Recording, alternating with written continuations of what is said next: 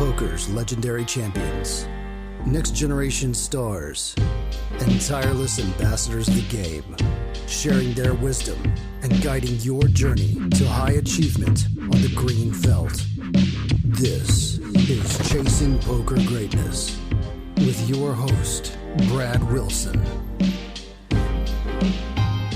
Welcome, my friend, to another episode of the Chasing Poker Greatness podcast. As always, this is your host, Coach Brad Wilson, and today's show welcomes back one of my good friends, the always brilliant, gripping, and inspiring high-performance Jedi, Adam Kreek. Adam's a Stanford-educated, highly decorated, multi-time world champion and Olympic gold medalist rower who has multiple Hall of Fame busts on his mantle. He's a human being that lives to push the envelope and always seeks to find his limits. Sometimes that's meant victory and glory, and other times that has meant gut-wrenching defeat, like the time he was part of a crew that sought to become the first humans ever to cross the Atlantic Ocean in a rowboat, but ended up capsizing in the Bermuda Triangle right at the finish line. But Adam is not a man who will ever be defined by victory or defeat.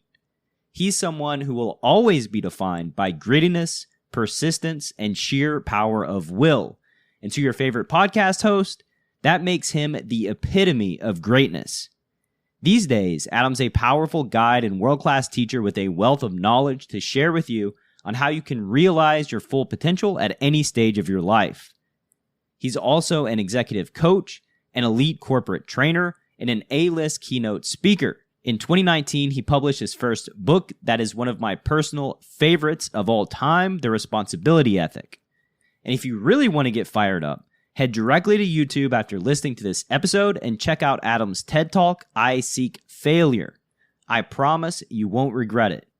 Greatness bombs you're about to hear in this episode of Chasing Poker Greatness include how to get back on track when dealing with your inevitable poker failures, why happiness is not guaranteed after any of your life successes, how to embrace boldness in your poker career, how the power of belief is imperative to your poker game, and much, much more.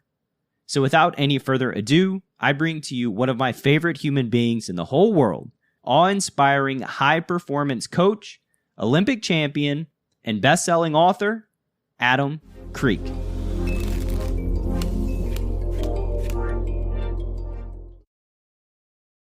Mr. Kreek, welcome back on Chasing Poker Greatness, sir. How you been?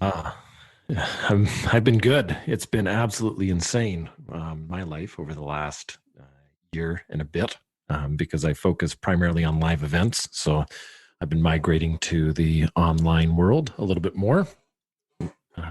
But other than that, family's good. Business is, digging in and leaning forward. So that's also very positive. How about you?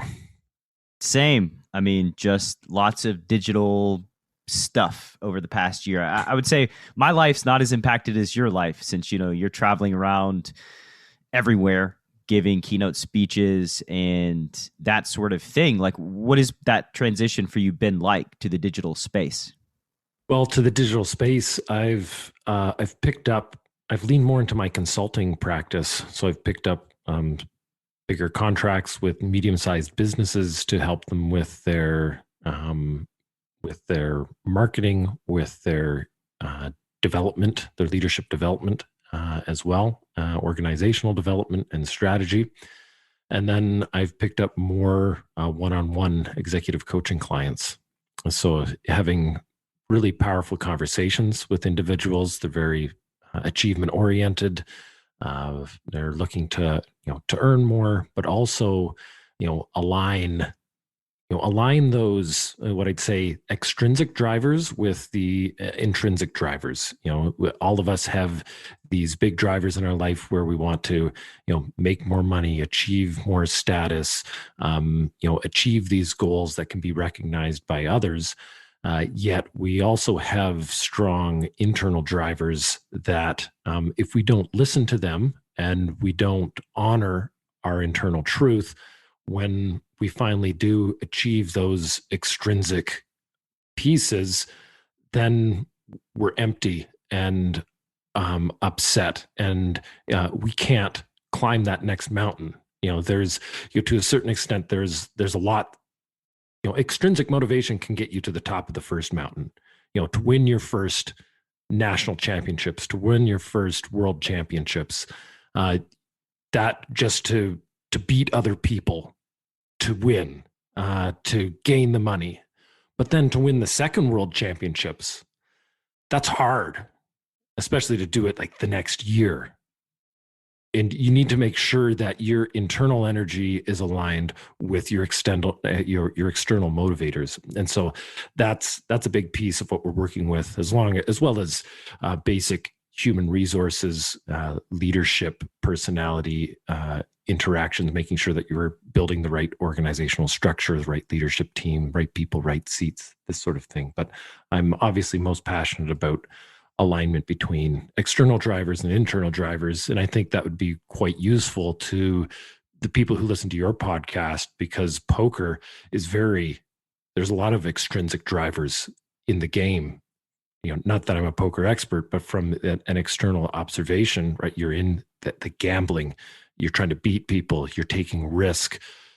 There's, you want to win the game. There's a lot of money at stake. Pride, status, and all these things are very positive, in my opinion, yet they can be very destructive if we don't use them in alignment with our core motivators and we don't have that deeper level of awareness.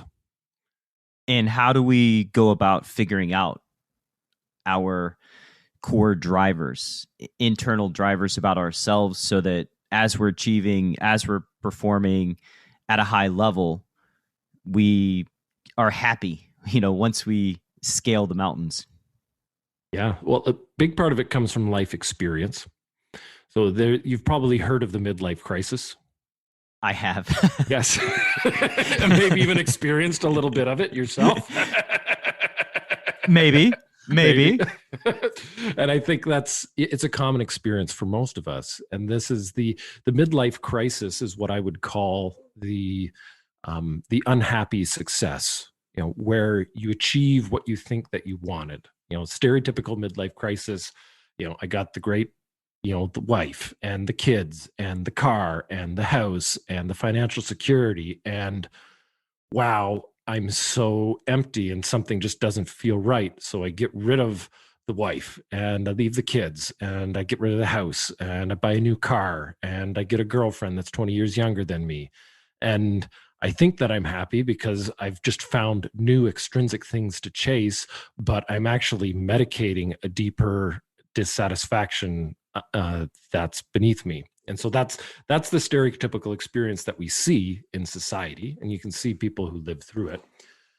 What the answer is reflection. So at a very simple level, it's looking back to the times when you've set a goal and you've achieved that goal and you've been happy with the outcome.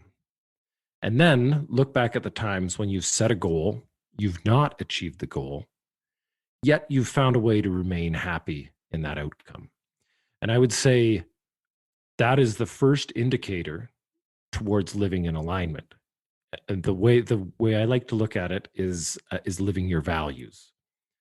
So values, in and of themselves, they're character traits that we know to be important in life, in business, in our poker playing, and they're character traits and behaviors that we know that when we express them on a regular basis, we are going to have that inner fire, and we're going to have that commitment, and we're going to be motivated. We're going to be motivated not just for the destination, but we will be motivated to take the journey as well. And to have motivation on the journey and motivation at the destination, motivation post destination, right? Because that's often when all the energy evaporates. That's when you no longer have, the neurotransmitters of goal achievement. Those extrinsic drivers evaporate. And that's when you truly need the intrinsic driver, knowing that you are on your path, that you are pursuing your personal truth. So when we talk about values, there is a long list of values that we can use to articulate, our deeper rumblings. So values, when we say all of us have beliefs in our life, and they're based on our experiences, they're based on the political parties we've been exposed to, the type of family we were raised in, the religions that we were exposed to, the highs and lows of our life. There are so many different, influencers to the beliefs that we hold. And I'm coming from the standpoint that most individuals have healthy beliefs, right? You can have empowering beliefs, or you can have limiting beliefs. You can have rational beliefs, or you can have irrational beliefs. So I'm coming from the thought that the people listening to this are have a firm base, and their beliefs are rational and empowering. A disempowering belief is, I'm never going to win this poker match. I never win. Right? That's catastrophizing. This is based on, say, cognitive behavioral therapy. David Burns writes a great book called The Feeling Good Handbook. It's probably one of the best-selling, most effective mental health handbooks out there. I'd say, for people who are listeners who love Stoic philosophy, Epictetus, trained Marcus Aurelius, and then David Burns took that stuff from the Stoic philosophers and turned it into, ran it through the rigors of modern science and turned it into modern cognitive behavioral therapy. And that's where we question the thoughts in our mind and the beliefs that we hold. And when we have solid beliefs, we can then understand our values and the value judgments that we make and make the right decisions so that we can then start pursuing the goals that matter and take advantage of extrinsic motivators, knowing that our inside is aligned. So I know you're a busy guy. There's many greatness bombs in what you just said. And I often refer to you on this show just because, like I said, you're an amazing human being. You're an inspiring guy. And to the audience and the listener, most of the things that I've built in my business have come directly from doing your value exercise, finding my own values and what motivates me and what I aspire to do and what resonates with me. And my number one value is impact. And that is something that I've, held near and dear to my own heart throughout everything that I do in this space. I want to have an impact on my listeners' poker journey. I want to impact them positively. I want to help. I want to provide them, with the course that they can consume. And at the end of the course, they are impacted positively for the rest of their lives. So just first and foremost, thank you for providing me with the tools to do that value exercise. And if a listener wants to do your value exercise, where can they, go through that? Well, right now we're building a course to allow the listener to go through the values discovery exercise. I do have the worksheets, so maybe it's just through our relationship and your relationship with the client. So I can send you the new and updated sheets that I run clients through. And then if you can turn it into a lead magnet or use it for yourself to help engage the clients. And if anyone's listening, then maybe they reach out to you and there's a link that they can download the sheets from you. Yeah, we can logistically figure it out after the show, but it's just meaningful and it's powerful and something that I feel like everybody ought to do, because you don't want to reach the top of the mountain and feel empty, right? Like you don't want to get there and be like, wow, this is not like I imagined it to be, which is a thing that like you especially have firsthand experience with just in your own journey and with, friends, right? Being an Olympic gold medalist, a world champion multiple times, reaching the top of mountain and being like, is this it? Like what next? Right. Could you tell me about, some stories of folks who have reached the top of the mountain, but then struggled to once they got there? Well, I can say in my own personal experience, I call it gold medal syndrome, where you get everything you thought that you wanted. I remember the first time I experienced it, I was heavyweight champion of the world in the men's 8. I'm a Canadian. It was the first time the men's 8 had ever won the world championships. We were in Spain, Seville, Spain. So picture this. You're 22 years old. You've entered the history books. You're heavyweight champion of the world. You've done it with your friends. You're young. You have no idea. Like, you're the best in the world. That's pretty good feeling. And it was what was put in front of me. It was the stick that was put in front of me, or not the carrot, let me say, that was put in front of me. It was, I chased it. I wanted it. I would have the mantras. I'd look at pictures in the mirror. I'd look at pictures of the Olympic rings. I'd look at pictures on the wall. I'd close my eyes. I'd do the visualizations. I'd chant to myself, I want a gold medal. I want a gold medal. These sorts of things. And I'd train my mind to achieve, and I was able to achieve. And it was amazing. I'm going to say winning that first world championships was unbelievable. It was so much better than I could have ever imagined. It was amazing. And the after party was even better. It was great. Yet, 2 weeks later, I'm depressed, lethargic, full of self-doubt, questioning my path. I see a lot of work in front of me. And I'm recognizing that, the next part of the journey was long and hard and arduous. And you need to have those intrinsic drivers really stuck in if you want to have the energy for the long haul, because you'll have these peak experiences. And I'm imagining a poker player, winning the big round, winning the pot of money. And, you've made the bluffs properly. You counted the cards properly. You've done the training. You've done the memorizing. You've recognized the patterns. You're activating the patterns. You've set the limits. You set your own rules and your system, and it's starting to work. And then all of a sudden you win a couple big games, and then you move up to the next level where you're starting to work with other poker players, and it starts to get hard again. And you're not getting that, the pattern's not working the way that you thought it would work.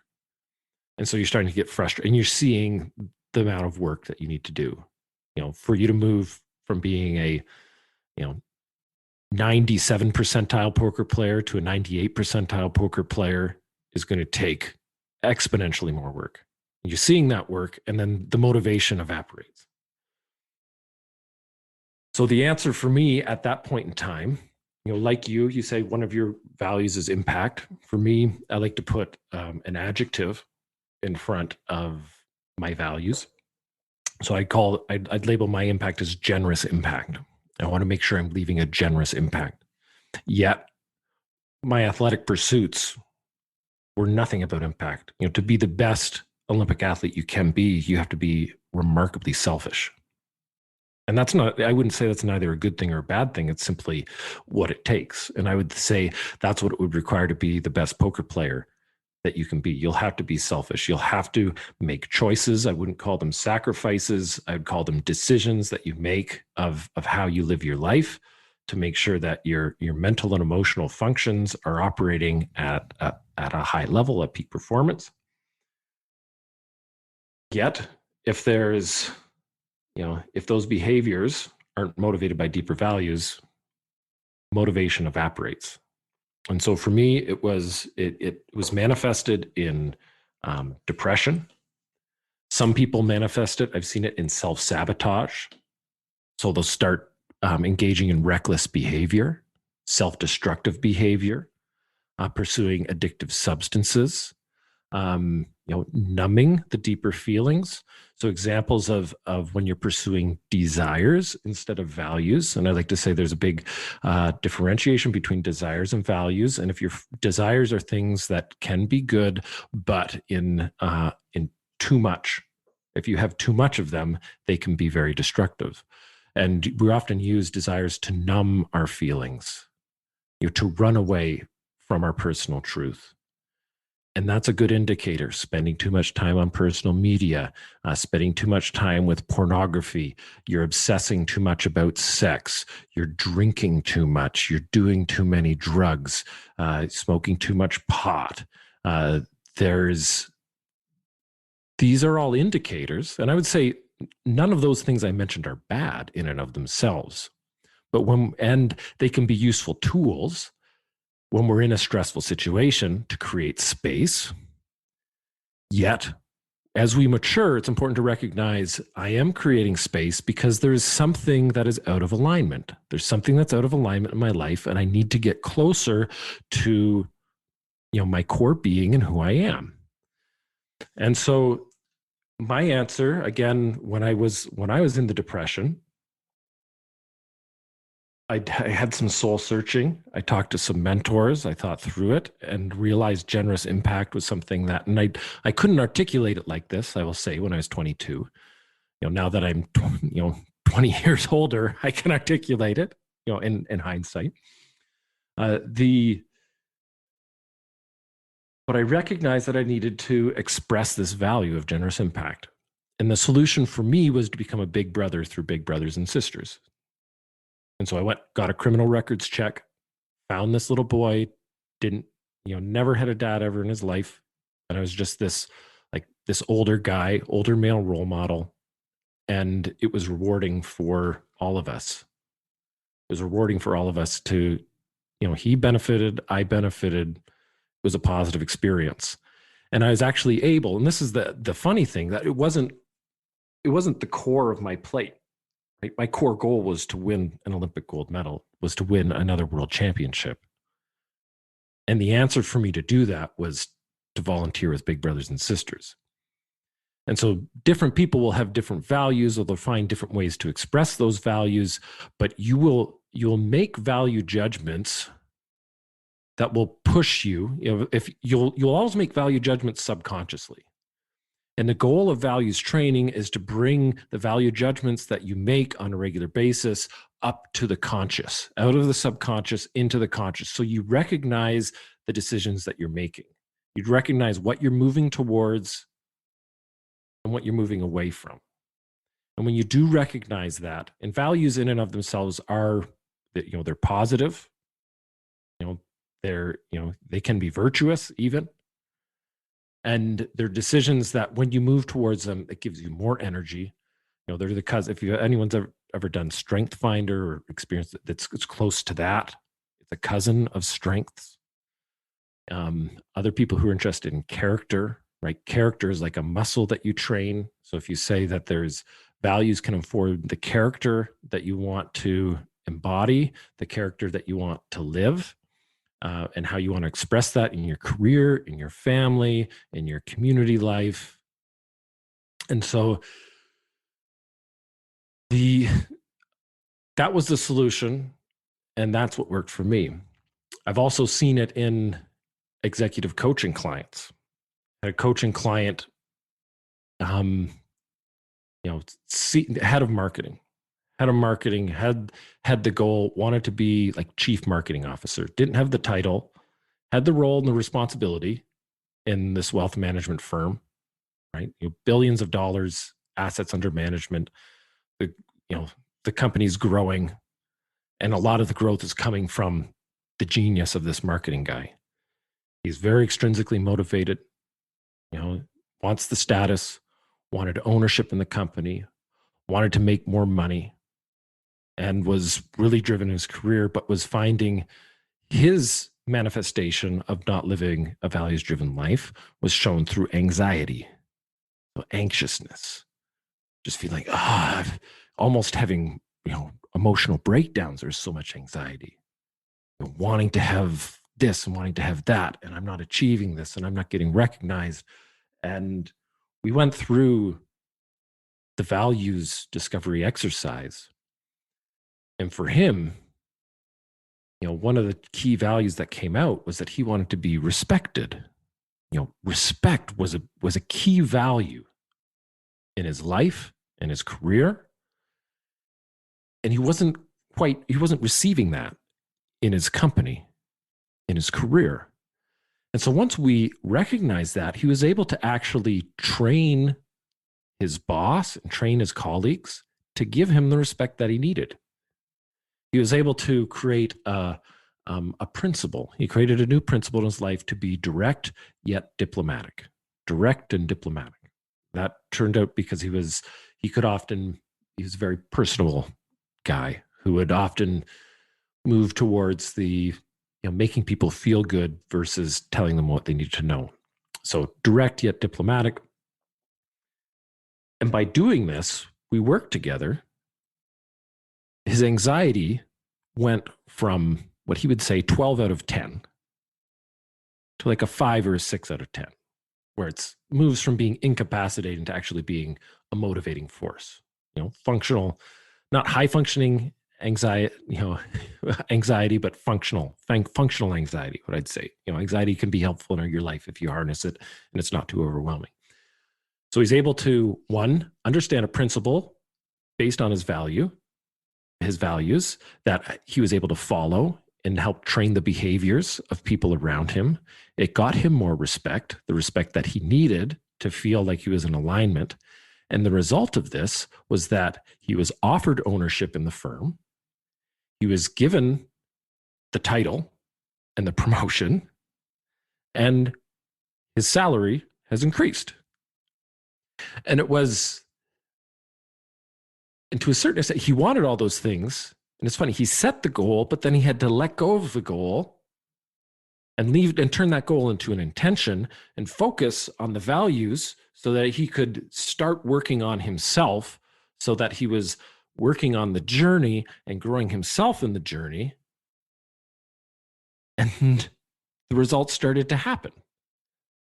And they weren't causing anxiety. In fact, they were motivating and they're inspiring. And then when he got them, he wasn't getting, like, he thought he wanted the status, but really he wanted the respect. And once he got the title, now he knows, if I can use this title to get more respect, then it's not going to mind fuck me.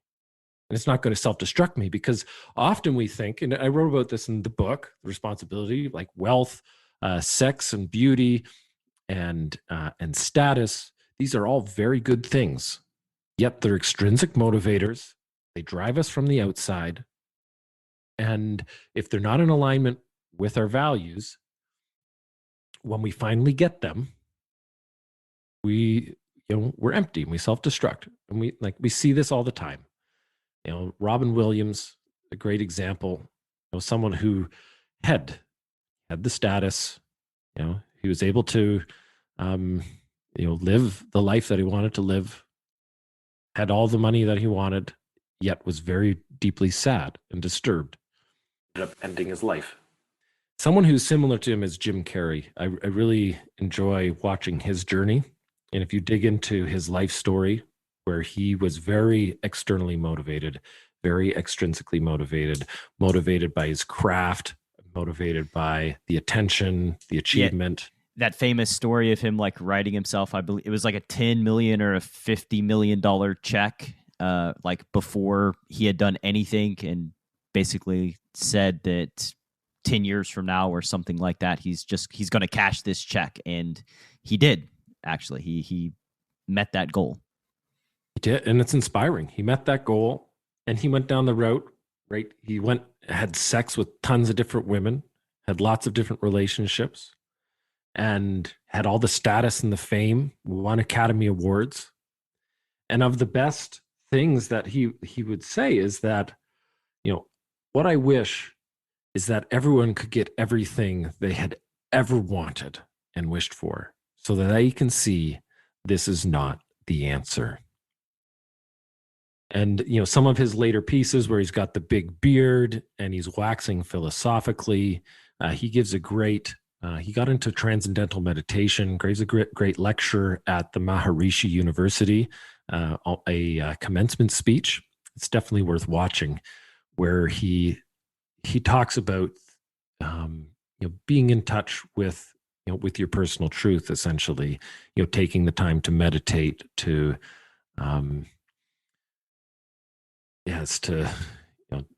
to connect with higher spiritual forces or deeper level intelligence, however you want to look at it. It's definitely worth the watch, and very inspiring. You survived pre-flop boot camp. You've shot the fish in a barrel. Now, prepare yourself for the feeding frenzy. A comprehensive strategy for gutting every fish in your player pool.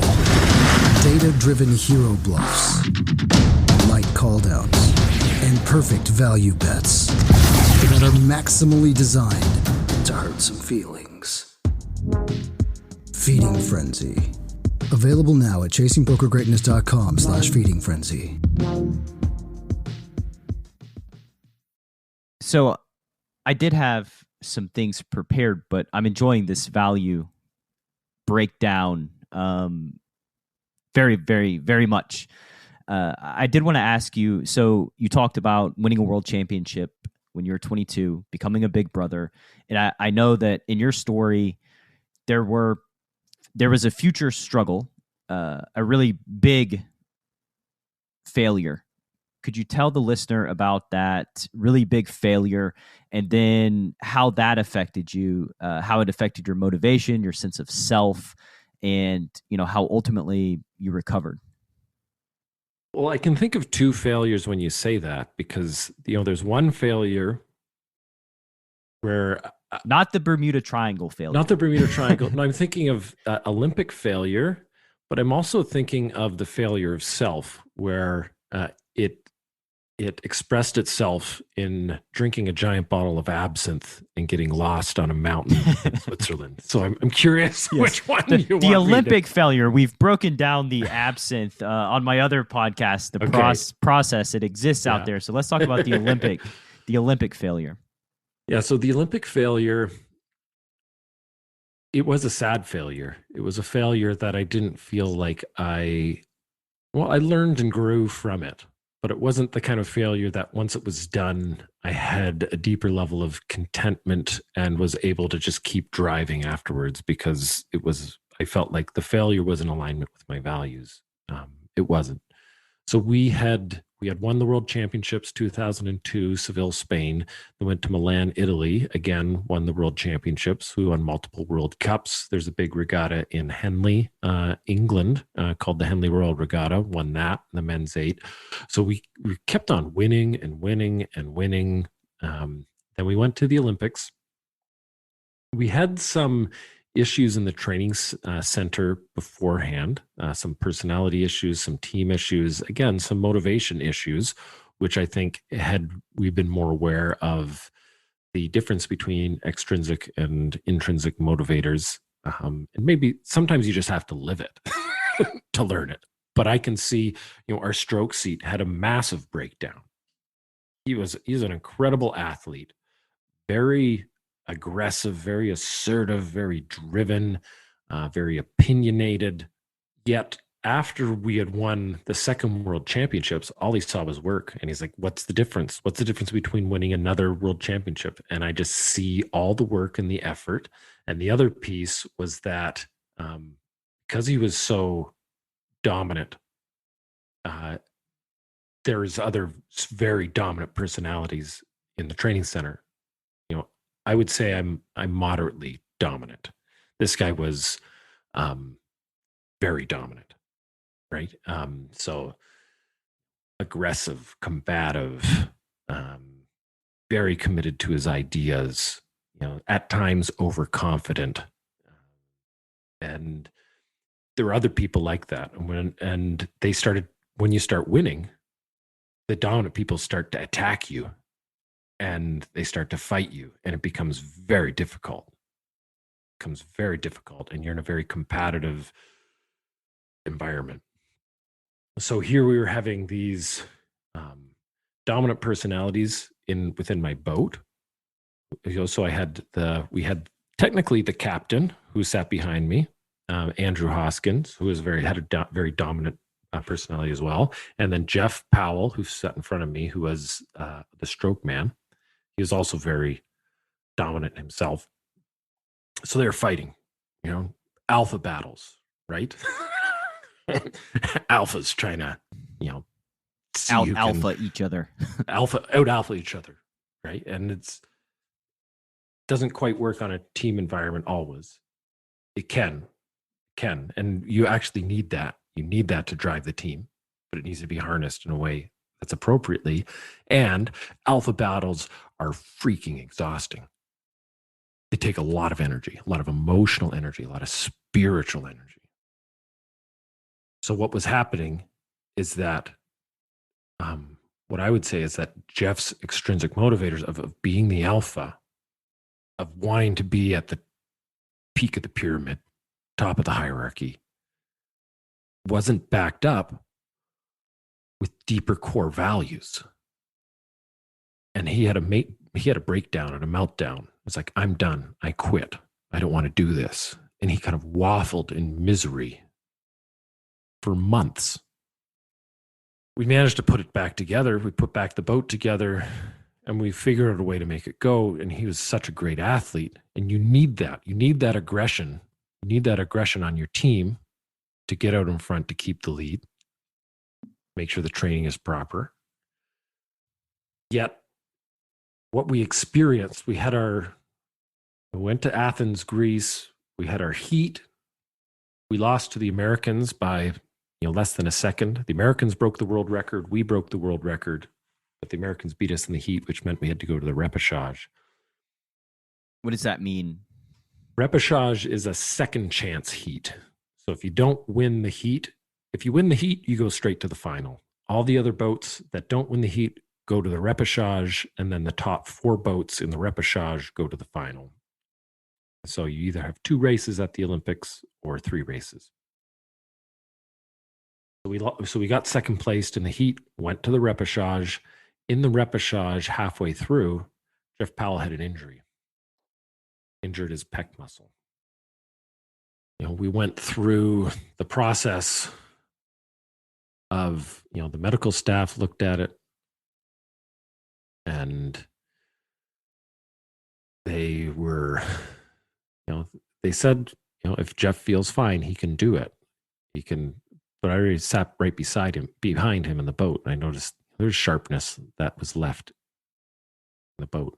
That was like, he didn't have the sharpness of blade. He didn't have the sharpness of stroke, wasn't able to accelerate, wasn't able to apply the way he did. Our boat ended up falling apart in the final. Did you have an alternate? We did have alternates. Yeah. We could have put someone, could have taken one of the guys from the 4 or the pair, put them in the 8, could have shifted around the boat order. There are a lot of other things we could have done. But what we ended up deciding to do was keep the lineup the same. We sat. And I'd say this was another thing I learned. It was about teamwork and leadership and being able to exercise your opinion, express your opinion. I didn't have a very strong opinion muscle at that point in time. I was geared towards collaboration, making sure the team was working together, being direct yet diplomatic. So stepping up and making sure that you're expressing yourself in a way that's respectful of others and is bringing the truth to the table so that you can have an intelligent discussion about what is actually happening. So that didn't happen. I remember we sat around. The coach asked us if we had any suggestions. No one had any suggestions. So we leaned, and because Jeff was one of the dominant personalities in our team, we leaned on what and Jeff obviously wanted to race. That was his Olympics, it's Olympic experience. That's his bias. So, don't fault him for that. He's going to advocate for himself, as we all should. The coach very much, he trusted the medical staff, and his main thing was about personal belief in, and we need to make sure that we are making decisions for ourselves and doing what we wanted to do as a crew. And so he put it out to us. And what our decision as a crew was, no changes. Let's stick with it. Let's do the final. And there we were. We did the race. We fell apart. And it was crushing. It was crushing. It was disappointing. We got off the line. Americans took us. And then the Aussies came through us. The Dutch came through us. And I think we finished 5th in that final, when I think with the right mindset, we would have been second. Maybe given push for the first place. But we completely fell apart. And that was the devastating part. It wasn't that we finished fifth in the world, is that our potential was so much higher. And especially if you're someone who has high personal standards, not achieving what you're possible of, it's really crushing. So there we finished it, and it was, I remember crossing the finish line. You're absolutely exhausted. You've put your whole life into this. You're still relatively young. I was just sobbing and crying. It was opportunity lost. And it was not it was just, I don't know if it was guilt or shame or just lost opportunity. There was so much that could have been that never was. And afterwards, it was crushing. It was depressing, and it was very shameful, actually. The difference between guilt and shame. Guilt is I've done something wrong, whereas shame is there's something wrong with me. And so I felt personally shameful. I felt like there was something wrong with me, that I wasn't able to elevate. I wasn't able to perform. I wasn't able to deliver at that moment. I'd say guilt is probably healthier than shame, because you have easy to recover from, because at the core you believe that you have what it takes. At shame is just you're flawed, dysfunctional human.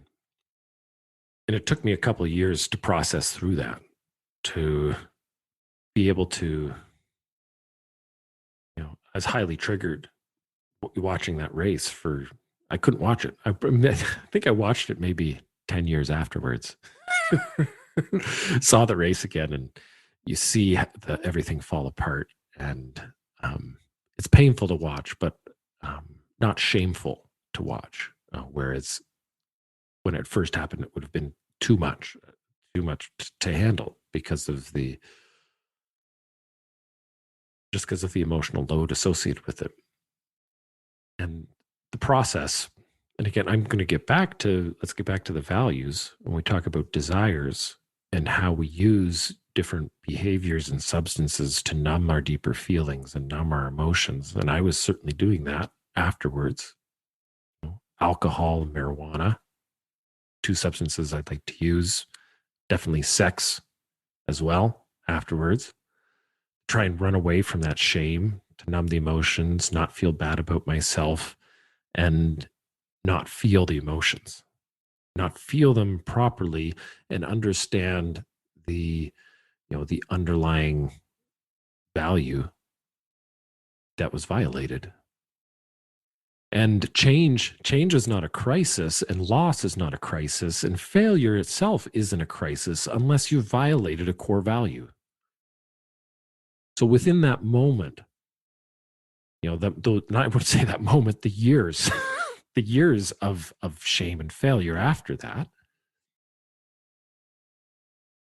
I came to realize that there were a couple core values that were violated. One being a loving connection. I'd say one of my core values is loving connection. I want to have a loving connection with the people I interact with. I do my best to create that with my family, within my core group of friends. And with that loss, I lost touch with a group of men who had become my brothers. And that loss almost tore us apart. And, I also value objective achievement. And so I wasn't able to actively say that I've achieved something of value. And cognitively, in retrospect, I now can, because I've processed the emotions and I've actually learned from that failure. I've grown from that failure, and I've applied those lessons to my life. But the first step of when you're dealing with failure is to give yourself permission to feel everything. And I call the process reflect, learn, grow, let it go. The first step is reflection. So give yourself space, give yourself time to sit and to process, to feel. Processes I've used, processes friends have used, clients have used. Primal rage therapy, going out into the woods, just screaming, picking up some sticks and just beating the shit out of a tree. getting a sledgehammer, bam, break up that rock. Anger, rage, feel the feelings, shame, lean into them, and you kind of have a safe space in which you can express them and feel them. And it's exhausting. It's exhausting to lean into those feelings, and you're highly vulnerable. It's scary, especially at that point in time. You think you're the only one who has dealt. That's one of the lies we tell ourselves. I'm the only one who's ever dealt with this. I'm the only one who's ever had to go into this pit. If anyone knew that I was dealing with this, there's another layer. Like, I'm not just ashamed. Like, my emotions aren't scaring me, but I'm ashamed that other people might know that I have these emotions. And maybe it's the status thing. I'm like, if people knew I had this, then I'm not going to be able to achieve the status goals I have. I'm not going to be able to achieve the monetary goals I have because I might be perceived as weak. Or there's some truth to that, but there's also some lies in that too, which you have to parse out. There's a noble instinct as well. You don't want to be raging around the ones you love all the time, and you don't want them to have to bear the load of your psychological trauma. You want to be able to express in a way that's healthy, and work through it, because the body holds pain, and the body holds trauma. And there's an element of me that thinks the injury that our stroke seat had in 2004 was almost an embodiment of the trauma he was holding, because he wasn't living his values. He was too extrinsically motivated, and that could have influenced the injury. And I've also noticed in my own personal life, when I'm living out of alignment, I'll get, I've got a bad back. I've herniated discs in my back. And when I'm living out of alignment with my core values, I get more injured. My body starts to ache more. It starts to fall apart on me. And it's this psycho-spiritual physical connection. We are more strong when we are grounded in our authentic self. And so when we're dealing with failure, the first step, which takes a lot of time, is the reflection step. And it can be scary if you've never done it. Sometimes you need therapy. Other times you just need time alone, a journaling practice, a close friend, a safe space, whatever you need. And it can take a short time or a long time. But going through that process allows you to then learn from your failure. One of the things I learned from the failure in Athens is to make sure that I'm setting goals and achieving goals in alignment with my values, and I'm living those values. Had I understood how deeply important loving connection was to me, I would have taken the action afterwards to reconnect with all my teammates, to process what had happened, to keep those relationships strong, so that afterwards those relationships were maintained and didn't just fade away into the ether. And it would have been a more rewarding experience afterwards. So you have learnings, other learnings.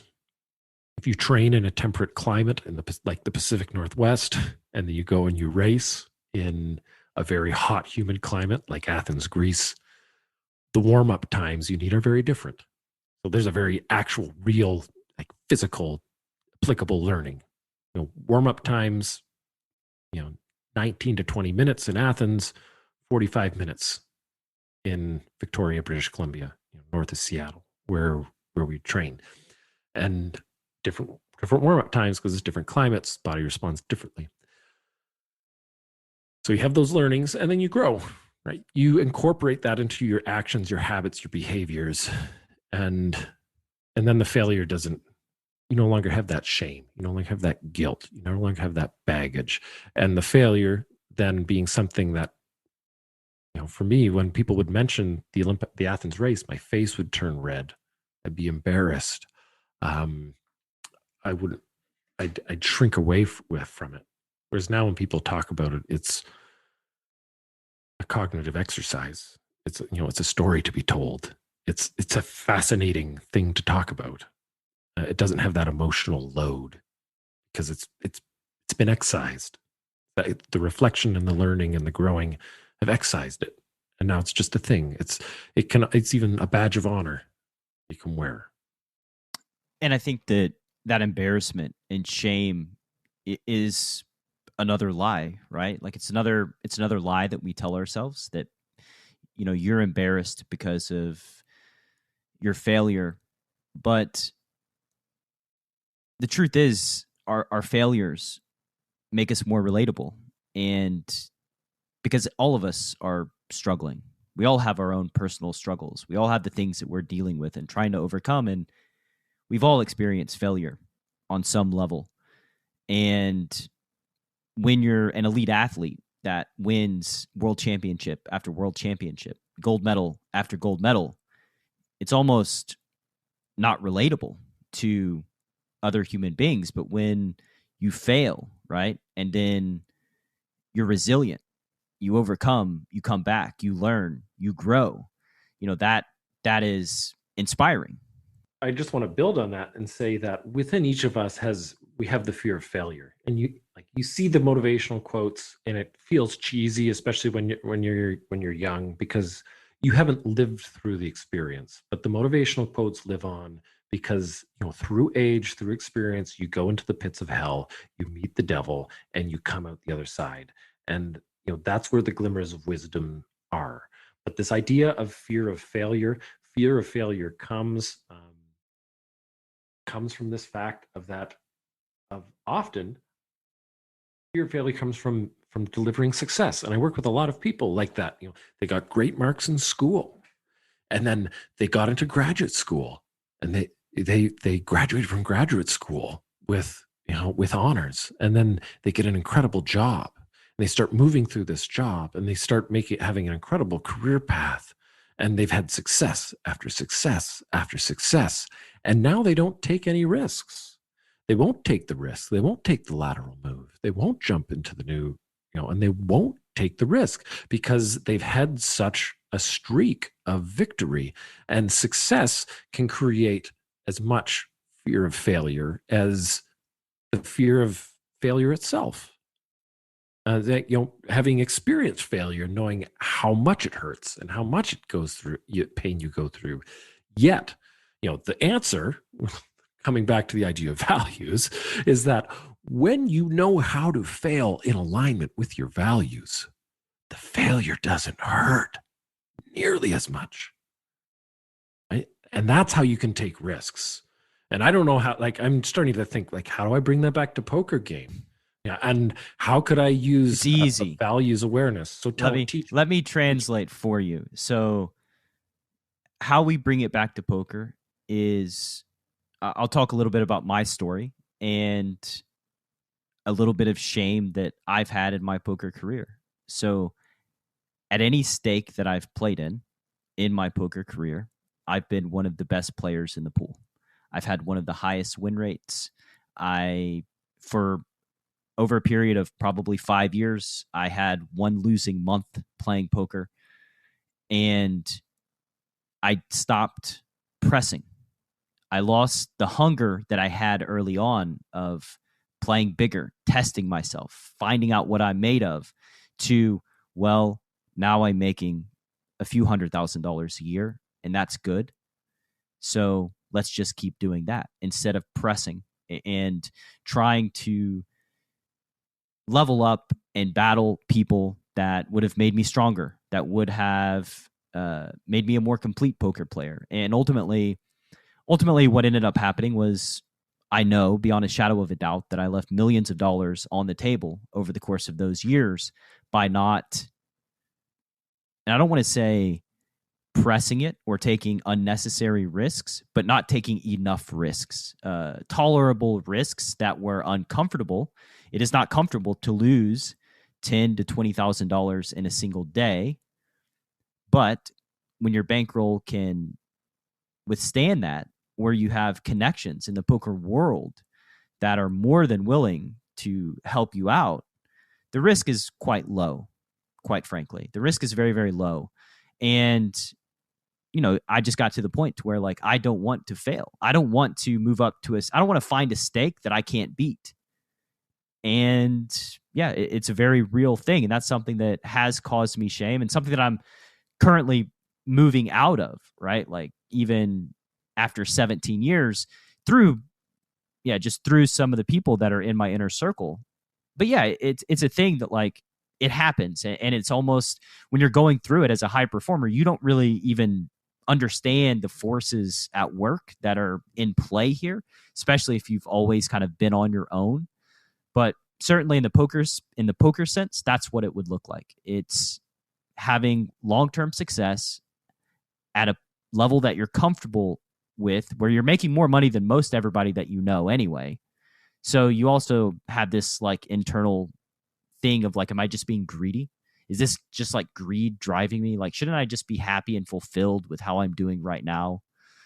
But ultimately, when you're grinding and doing the same thing and it's not stimulating, it becomes boring, then resentment grows. You find yourself struggling to log on. You find yourself struggling to put in volume. You find yourself making any excuse in the world to not perform. Oh, you want to go on a walk? Let me just call this friend right before I fire up to see how they're doing. And then you have a 2-hour phone call, right? Just doing anything that you can to not get in the arena, because it doesn't feel the same way that it used to feel when you first started playing. Yeah, it's the shift. What you're talking about, the shift from that extrinsic motivator, and poker is interesting because it's so extrinsically driven. It's gambling. People get addicted to it. People get addicted to it. Yet it's a verifiable career that you can be successful at, which you've proven, which is I find fascinating and even inspiring. And this idea of where you've come back to this idea of impact and the impact that you want to give back. And I'm curious to see, when you look through the lens of impact, does that allow you to take bigger risks, to think, if I try this strategy, I'm going to learn from it, and then I can translate it into a teaching that I can then share with my community, share with my people. Everything changed for me in December.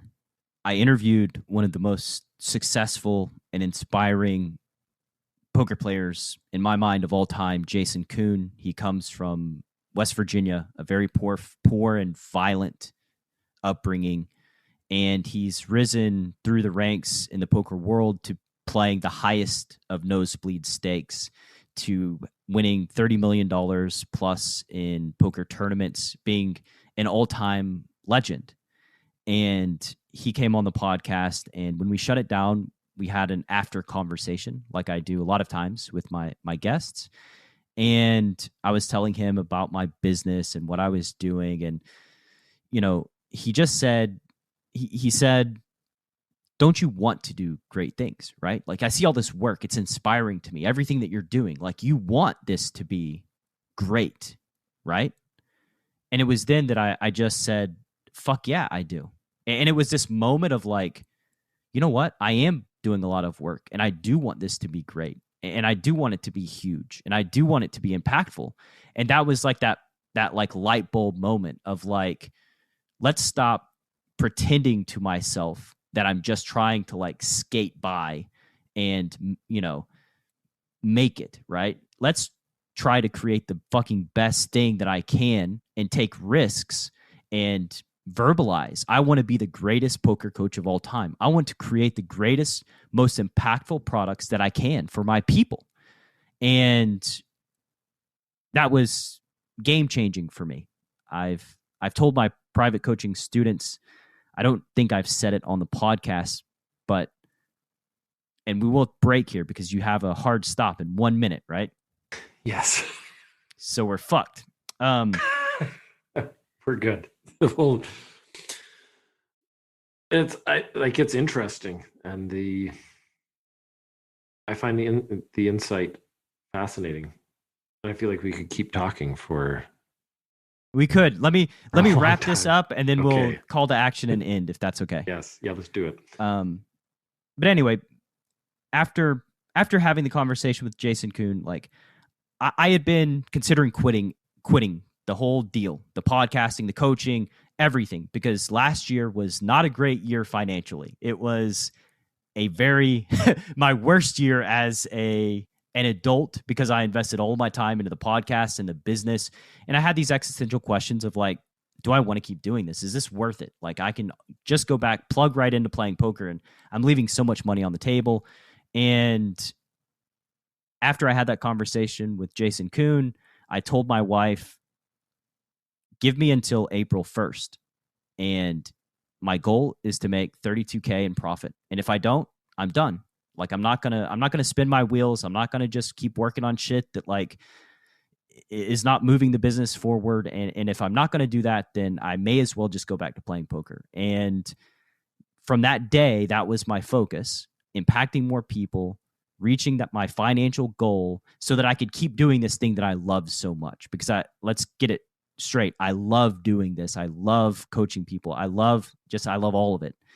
And on March 30th, I ran the numbers, and my profit was $32,800. So I squeaked past it by $800. And it was that switch that got flipped when Jason said to me, like, but you're working towards great things, right? Like, you're working on something that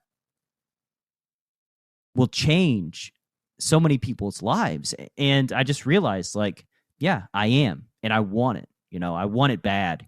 So bad that, like, yeah, I can taste it. I'm willing to work 60 hours a week, 70, 80 hours a week to get it done. Like, I'm just willing to do whatever it takes. And when I had that reframing, yeah, everything changed. The business exploded. And ever since then, everything's been going, super, super well. Well, that's inspiring, and that's like what I'm hearing is alignment. What I'm hearing is purpose. What I'm hearing is values, drive. I'm hearing that you've got a good sense of what you believe, and again, coming back to this value of impact that you have, and as people, as you teach more and coach more from your personal truth, you have a bigger impact, and you achieve more greatness, and you help other people achieve more greatness. And it's only going to spiral more and more of control as people learn about you and learn what they can learn from you. So, that's an amazing story. Inspiring. Thanks, man. I appreciate it. And it's always inspiring having you on. We didn't get around to some of the other performance stuff, but I think we hit on the most powerful, important takeaway for the listener. And I'll ask you, are you working on any projects near and dear to your heart? And then to wrap up, where can the listener find more about Adam Kreek on the World Wide Web? Project closest to my heart right now is a values discovery course. And the plan is to launch it in the fall this year.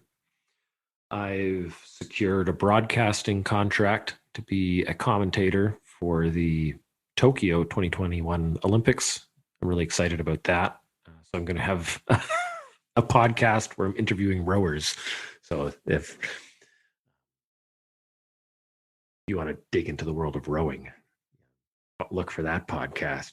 Where people can find me on the web, I'm most active on Twitter and LinkedIn, where Twitter I often wax philosophical and get some engagements that way. I enjoy making jokes with you, Brad, on Twitter. It's fun joking around. And LinkedIn, similar. There's an element of business development there on LinkedIn. That's where I get a lot of my executive coaching clients. So if you're interested in personal leadership, self-leadership, leading others, that's where you can follow me, interact with me. And there is a ton of overlap in the high performance poker space. that I think I can see the connections, and I could see just the value of having you as a performance coach, a leadership coach, somebody that can help a high performer out in this space. Like, I intuitively see it. I know it. I recognize it. And so if you're a high performing poker player, I don't know if you have slots available or space or however it works, but maybe they can work something out, and highly recommend the value exercise at the value course whenever it comes to fruition. And I'll send you the PDFs, and you can figure out how you can distribute it to your people. Awesome, man. I appreciate it. Have a good rest of your day. Grateful as always. We'll do this again. We'll do this again in as near a future as we can. Yeah, sounds good, Brad. Until next time. Thanks for listening to Chasing Poker Greatness. You can subscribe on Apple Podcasts or on your favorite podcast app. Go to chasingpokergreatness.com to get the newsletter, join the Greatness Village community, book a coaching session, or dive into the latest data-driven poker courses. Follow the show on Twitter @CPG Podcast.